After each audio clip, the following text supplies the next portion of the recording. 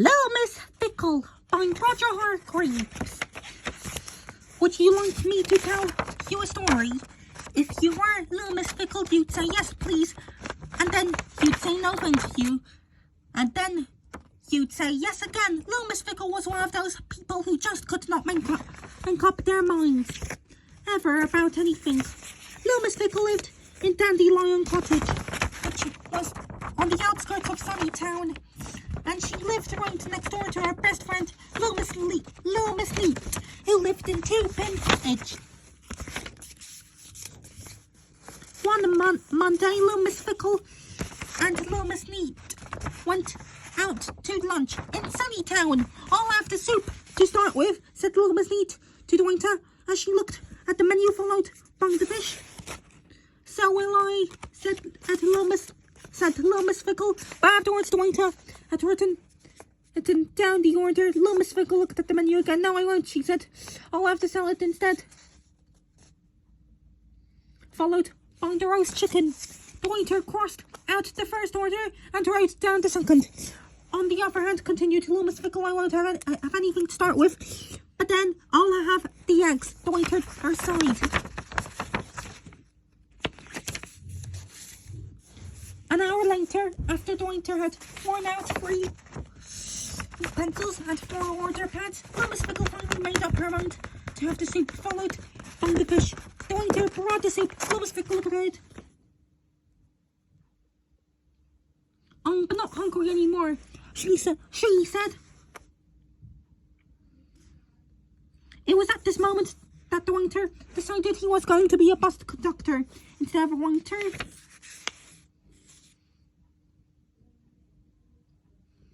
On Tuesday, Little Miss Fickle went to buy a hat.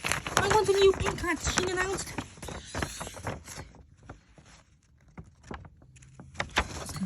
The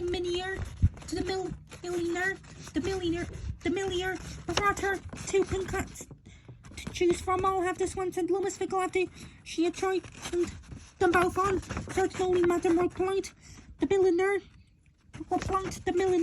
and put the hat in the hat box.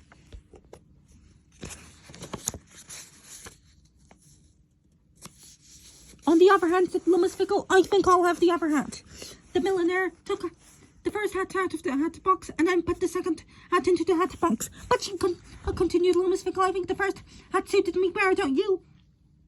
The millionaire didn't say a word as she took the second hat out of the hat box. And then she put the first hat back into the hat box. She handed the hat box to Little Miss Fickle. Little Miss Fickle looked at the millionaire. "Do you have any blue hats?"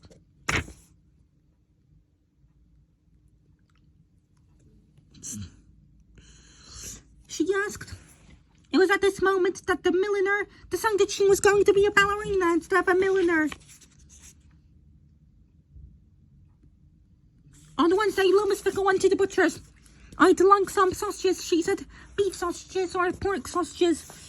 asked the butcher. "Pork," she replied.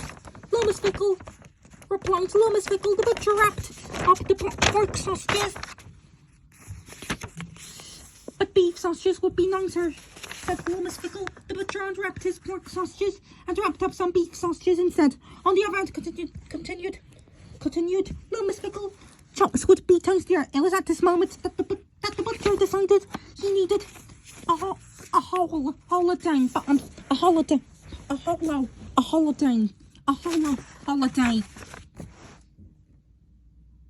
But on Thursday, guess what happened? Little Miss Fickle disappeared. Little Miss Neat had seen her past Two-Pin Cottage on the way into Sunnytown, but hadn't come back. She didn't come back on Friday either. So Little Miss Neat went looking for her. She met Mr. Muddle. "Have you seen Little Miss Fickle?" she asked anxiously. Mr. Muddle looked at her in a puzzled sort of way.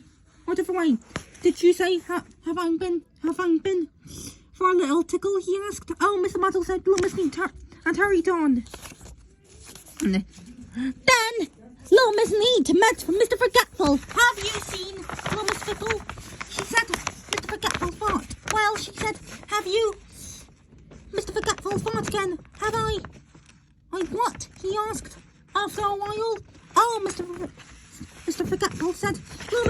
and carried on.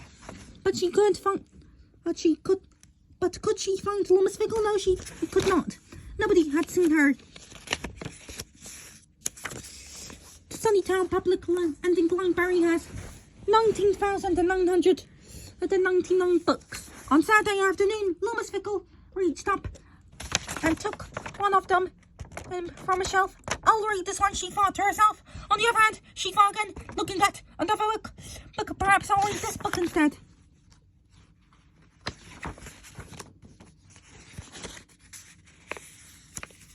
She put the first book back on the shelf and took another book down. It was the 19,999 book she had chosen. Little Miss Fickle had been in the library for 3 days, choosing a book. 3 whole days, choosing just one single solitary book. She went home carrying her book. That Saturday afternoon, Little Miss Neat was in the garden of Two Pin Cottage. When Little Miss Fickle walked by, where have you been? She called out to the library, replying to Little Miss Fickle. For 3 days, exclaimed Little Miss Neat. Well, explained Little Miss Fickle, I wanted to choose the book right now, and she held it up, and then she stopped and looked at it. Oh, buffer of orations, she said. I've read it before. The narration was by me. Ritsuko.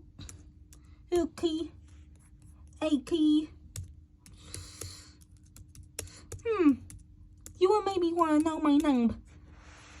The narration was by me, Ritsuko Akizuki.